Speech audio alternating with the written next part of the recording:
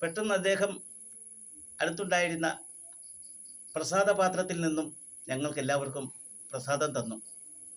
ഒപ്പം അടുത്ത നാളോട് പറഞ്ഞു ഇവർക്ക് കലണ്ടർ കൊടുക്കും. പെട്ടെന്ന് അദ്ദേഹം അകത്തേക്ക് പോയി. തിരിച്ചു വന്നപ്പോൾ 4-5 കലണ്ടറുമായി ഞങ്ങൾക്കെല്ലാവർക്കും തന്നു. ആ കലണ്ടറിന്, ഗുരുദേവൻ്റെ ആ കലണ്ടറിന് ഒരു പ്രത്യേകതയുണ്ട്. അത് അദ്ദേഹത്തിൻ്റെ ഒറിജിനൽ രൂപത്തിലുള്ള കലണ്ടറാണ്. അത് 1916 പള്ളുരുത്തി ശ്രീ ഭവാനീശ്വര മഹാക്ഷേത്രത്തിൽ പ്രതിഷ്ഠാകർമ്മത്തിന് വന്നപ്പോൾ എടുത്ത അദ്ദേഹത്തിൻ്റെ ഫോട്ടോയാണ്. അതൊരു വലിയ സന്തോഷത്തോടെ ഞങ്ങളത് വാങ്ങി. അങ്ങനെ ആ ഈശ്വര സാന്നിധ്യം നിറഞ്ഞ ആ സങ്കേതത്തിൽ നിന്ന്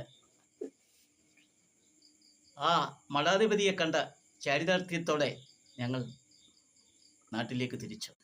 ആ ഭാഗ്യം നിറഞ്ഞ ആ സന്ദർശനം വളരെ സന്തോഷകരമായി നിർവഹിക്കാൻ കഴിഞ്ഞതിലുള്ള ആത്മസംതൃപ്തിയോടെ ഞങ്ങൾ നാട്ടിലേക്ക് തിരിച്ചു.